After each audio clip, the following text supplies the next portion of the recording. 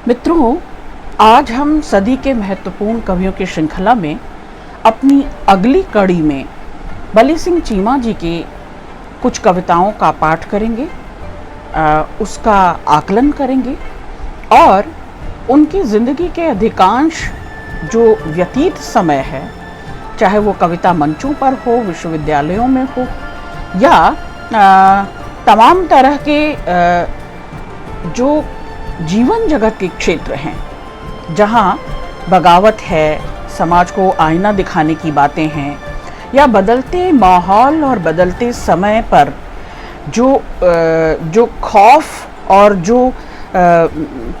जो बारूद की गंध हवाओं में है, जो पर्यावरण में प्रदूषण है, बली सिंह चीमा उसे किस तरह से पहचानते हैं और अपनी कविताओं में दर्ज कराते हैं। जनगीतकार हैं, जन कवि हैं और बली सिंह चीमा जी दरअसल हिंदी कविता के सुप्रसिद्ध कवि होने के साथ साथ ज़मीनी कविताओं के रचयिता के रूप में सुप्रसिद्ध हैं। उन्होंने कहा, खौफ दो रंग का मेरे गाँव में है, गंध बारूद की अब हवाओं में है। तो बली सिंह चीमा का जन्म पंजाब के अमृतसर जिले के चीमा खुर्द गांव में हुआ था। चीमा उत्तराखंड जिले के राज्य के प्रमुख कवियों में गिने जाते हैं बली सिंह चीमा जी। और बली सिंह की कविताएं पुस्तकालय की शोभा नहीं बनती, अपितु अन्याय और जुल्म के खिलाफ सड़क पर उतर आती हैं और अपना प्रतिरोध दर्ज कराती हैं। जीवन संघर्षों और जन आंदोलनों में बली सिंह चीमा ने अपनी जिंदगी का अधिकांश समय व्यतीत किया। यानी उनका एक व्यवहारिक क्षेत्र, जो व्यवहारिक दुनिया है, वहाँ वो कितने सक्रिय हैं और हर अन्याय अनीति के खिलाफ सक्रिय भागीदारी निभाते हैं, ये बड़ी बात है। जीवन संघर्ष हो, जन आंदोलन हो, जिंदगी का अधिकांश हिस्सा केवल पठन पाठन या पत्र पत्रिकाओं में सुसज्जित होना तक सीमित नहीं है इनकी कविताएं। चाहे सुंदरलाल बहुगुणा हो, बाबा आमटे और मेधा पाटकर जैसे सक्रिय समाज सेवी हों, बली सिंह जी की कविताओं और जनगीतों को उन सब ने बड़े मन से अपनाया, गाया संवेद स्वर में। दरअसल इन गीतों की गतिशीलता और त्वरा इन लोगों में अपने आंदोलन को नई धार देती है। खामोशी के खिलाफ जमीन से उठती आवाज, तय करो किस ओर हो तुम, गजलें और गीत हैं उनकी। हिलाओ पूंछ तो करता है प्यार अमेरिका, इस तरह के सरकास्टिक और जिसको कहते हैं ना व्यंग्यात्मक रचनाएं। मैं अमेरिका का पिट्ठू और तू अमरीकी लाला है, ले मशाले चल पड़े हैं लोग मेरे गांव के, बर्फ से ढक गया है पहाड़ी नगर, कूलरों को क्या पता कि बहती हवा क्या चीज़ है, ऐसा भी हो सकता है। ऐसे कुछ संकलन बली सिंह चीमा जी के सर्वाधिक लोकप्रिय हुए हैं।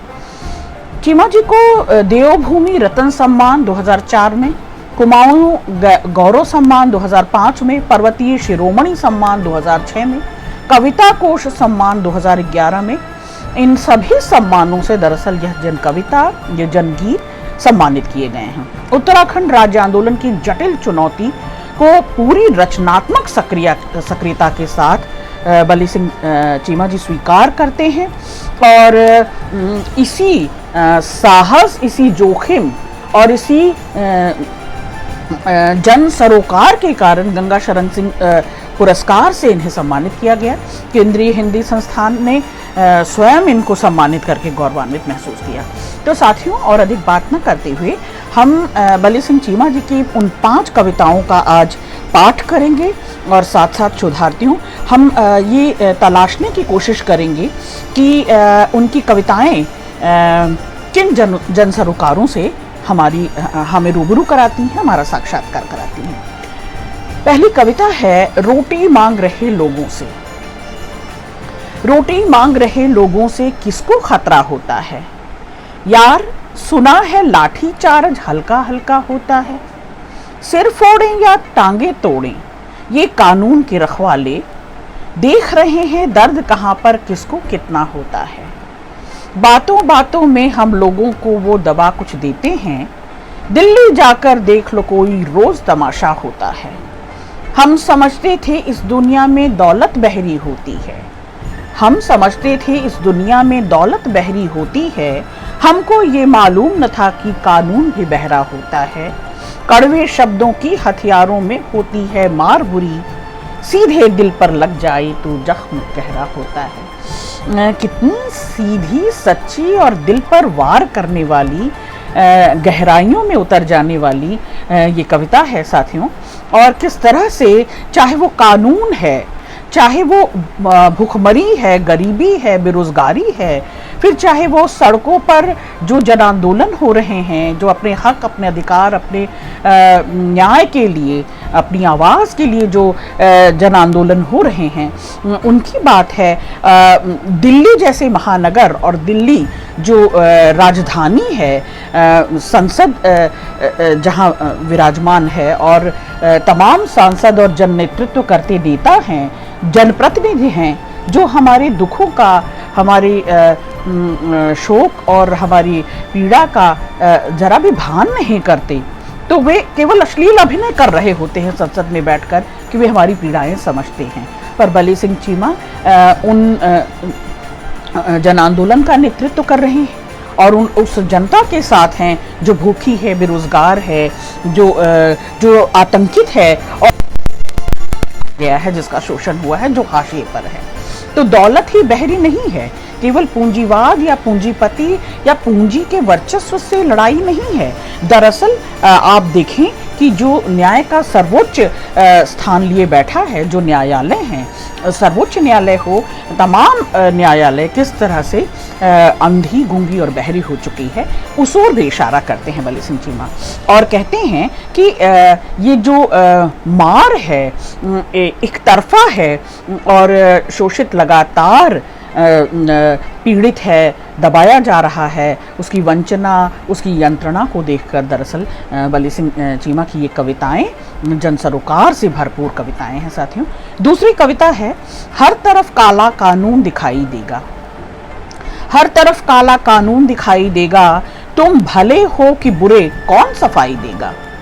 सैकड़ों लोग मरे, कातिल मसीहा है बना, कल को सड़कों पर बहा खून गवाही देगा। वो तुम्हारी न कोई बात सुनेंगे लोगों, शोर संसद का तुम्हें रोज सुनाई देगा।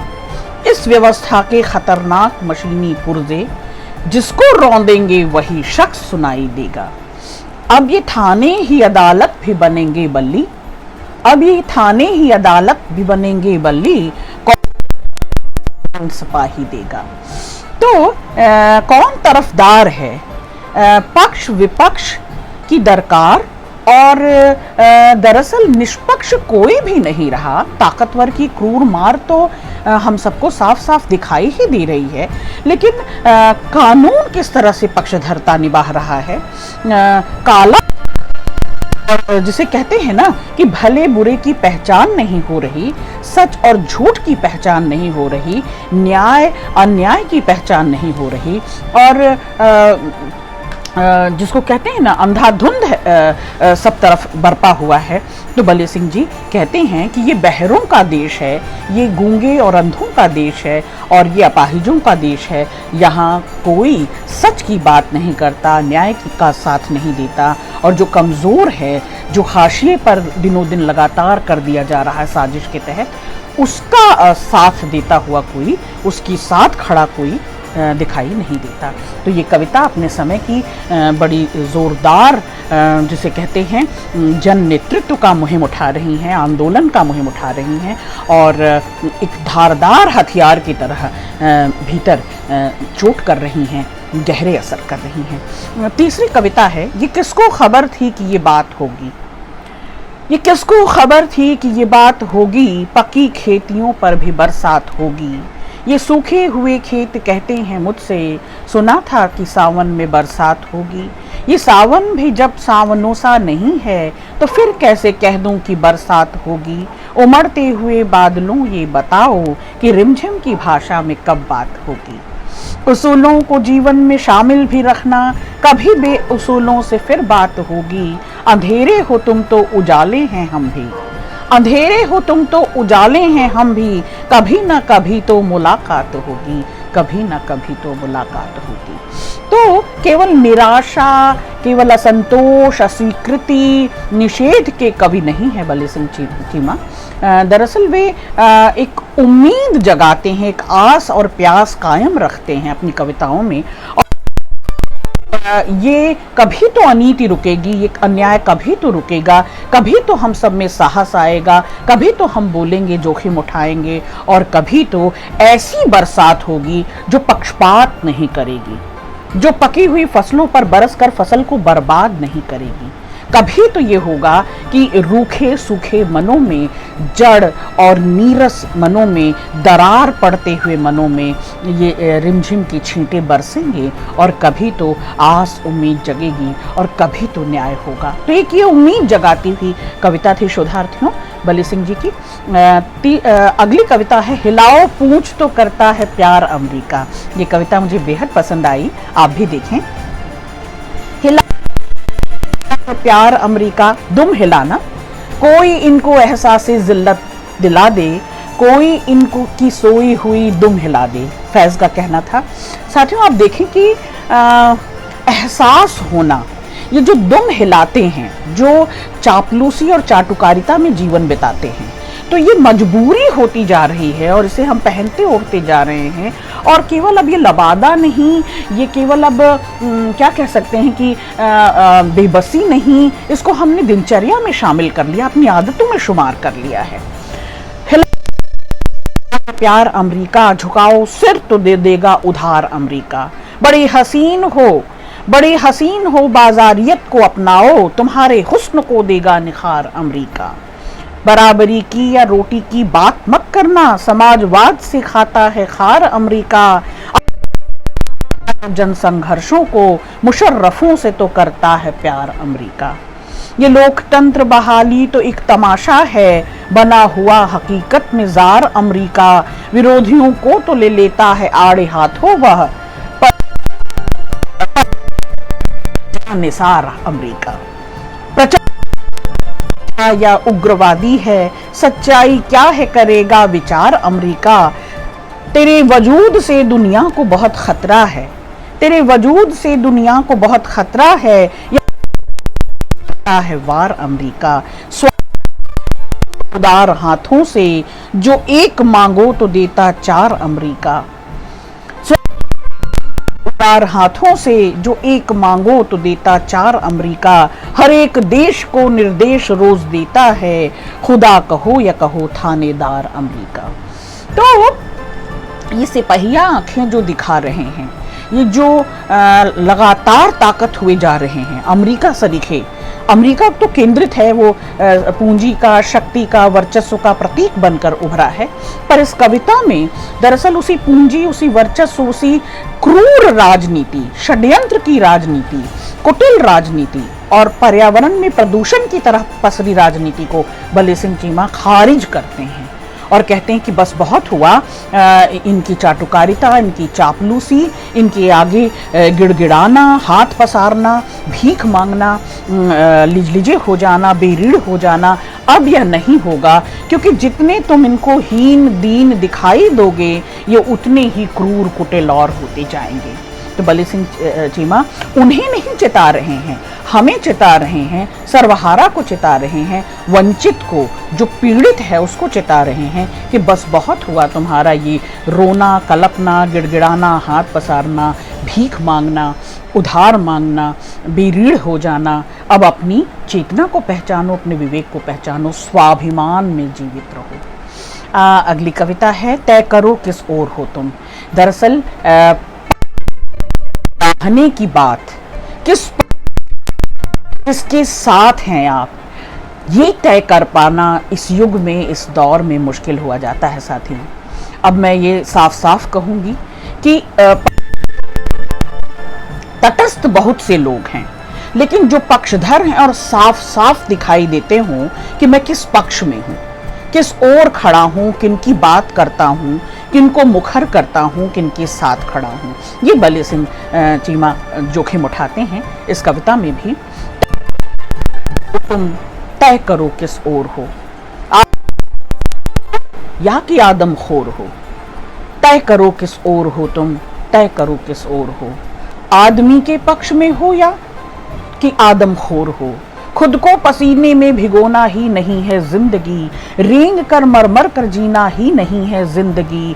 कुछ करो कि जिंदगी की डोर ना कमजोर हो, तय करो किस ओर हो तुम, तय करो किस ओर हो। खोलो आंखें, खोलो आंखें, फंस न जाना तुम सुनहरे जाल में, भेड़िए भी घूमते हैं आदमी की खाल में। जिंदगी का गीत हो या मौत का कोई शोर हो, जिंदगी का गीत हो या मौत का कोई शोर हो, तय करो किस ओर हो, तय करो किस ओर हो। सूट और लंगोटियों के बीच युद्ध होगा जरूर, सूट और लंगोटियों के बीच युद्ध होगा जरूर, झोपड़ों और कोठियों के बीच युद्ध होगा जरूर। इससे पहले युद्ध शुरू करो, इससे पहले युद्ध शुरू करो, तय करो किस ओर हो तुम, तय करो किस ओर हो, तय करो किस ओर हो, ओर हो तुम, तय करो किस ओर हो। आदमी के पक्ष में हो या कि आदमखोर हो, क्योंकि बस यही दो चीजें हैं, शोषक शोषित, और इनके बीच पसरती लंबी गहरी खाई। ये स्पेस बढ़ता जा रहा है, ये खाई बढ़ती जा रही है, ये गैप बढ़ता जा रहा है। तो अब तो तय करने का समय आ गया है। अब ये सबसे चरम पर है शोषण का चक्र, ये इस युग का सबसे क्रूरतम काल है। अब नहीं चिन्होगे और अब अपनी पक्षधरता साबित नहीं करोगे, अगर अब अपनी प्रतिबद्धता करोगे तो आदमखोर कहलाओगे, तो पूरी आदमियत के खिलाफ खड़े पाए जाओगे, तो क्रूर से क्रूरतम होते जाओगे, और फिर उस मानवता, उस मानवीय विवेक, उस मानवीय संभावनाओं को लगातार मरते हुए, दम घुटते हुए, खत्म होते हुए पाओगे। तो अब तो चरम हो गया है, अब तो अति हो गई है, अब सबसे ज्यादा कठिन समय चल रहा है। इस समय अगर तुमने तय नहीं किया अपनी पक्षधरता को, इस समय अगर तुमने तय नहीं किया कि किनके साथ हो और किन की बात कर रहे हो, किनके लिए जूझ रहे हो, संघर्ष कर रहे हो, तो तुम आदमियत के खिलाफ हो, आदमखोर हो। ये बेहतरीन जरूरी कविताएं बल्ले सिंह चीमा जी की आज शोधार्थियों आपके बीच मैंने इनका पाठ किया, और थोड़ी बहुत जो मेरी समझ है जन सरोकार से जुड़ी, सामाजिकता से जुड़ी। साथियों, कोई मार्क्सवाद समाजवाद तलाशने की जरूरत नहीं है इस कविता में। इस कविता में जो जनोन्मुखता है, जो जन सरोकार है, जो जनोत्सव है, ऐसा लगता है कि आंदोलन चल रहा है, प्रोसेशन चल रहा है, मिशन चल रहा है, और हम प्रतिबद्ध होकर, पूरे कमिटेड होकर अपनी अपनी जवाबदेही, अपनी अपनी भूमिका में एक दूसरे को तय पाते हैं और एक दूसरे को ताकत देते हैं। मानवता की यही सबसे बड़ी पहचान है, और कविता केवल हित चिंतक है। कविता की पक्षधरता साफ है कि वह जहाँ मानवीय विवेक होगा, मानवीय संभावनाएं होंगी, मानवीय जीवन मूल्य होंगे, मानवता होगी, वह उनके साथ होगी। तो हमें भी अब ये साफ साफ तय करना है कि हम किनके साथ हैं। बहुत शुक्रिया।